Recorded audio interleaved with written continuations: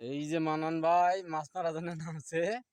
এই যে জাল ফলাইছে আজকে বড় বড় খালি বোয়াল শিঙ্গি, তারপরে আর কি আসবো চাচা, রুই মাছ, কাতল মাছ, ইলিশ মাছ। এই যে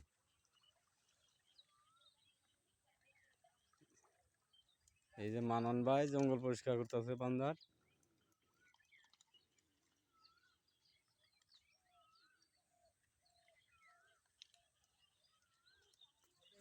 এই যে আমরা আইছি মাছ মারার জন্য।